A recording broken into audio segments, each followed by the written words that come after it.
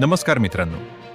8व्या वेतन आयोगाच्या अंमलबजावणीची प्रक्रिया सुरू असताना शासकीय कर्मचाऱ्यांमध्ये फिटमेंट फॅक्टरबद्दल मोठी उत्सुकता आहे. 2.28, 2.57 की 3.00? कोणत्या फिटमेंट फॅक्टरमुळे लेव्हल 1च्या कर्मचाऱ्यांचा पगार सर्वाधिक वाढणार? याचे अचूक सांख्यिकीय विश्लेषण आज आपण पाहणार आहोत. त्याआधी व्हिडिओला लाईक व चॅनल फॉलो नक्की करा. सध्या 7व्या वेतन आयोगानुसार लेव्हल 1चे किमान मूळ वेतन 18,000 रुपये आहे. जर सरकारने 2.28 हा फिटमेंट फॅक्टर मंजूर केला तर नवीन मूळ वेतन थेट 41,040 रुपये होईल.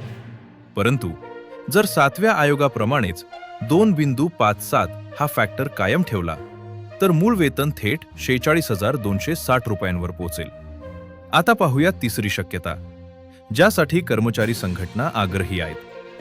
जर कर्मचाऱ्यांच्या मागणीनुसार 3.00 हा फिटमेंट फॅक्टर मंजूर झाला तर किमान मूळ वेतन थेट 54,000 रुपये होईल.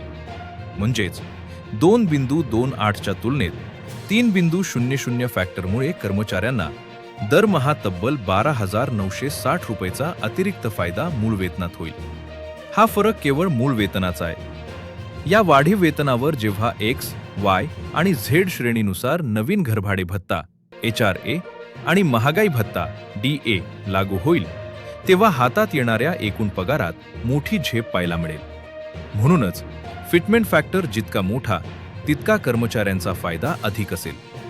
सरकार या 3 आकड्यांपैकी कोणत्या अंतिम तक्त्याला मंजुरी देणार याकडे सर्वांचं लक्ष आहे.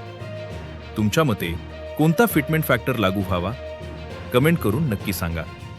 8व्या वेतन आयोगाच्या अशाच अधिकृत आणि सांख्यिकीय अपडेटसाठी चॅनलला आत्ताच लाईक आणि सबस्क्राईब करा. धन्यवाद.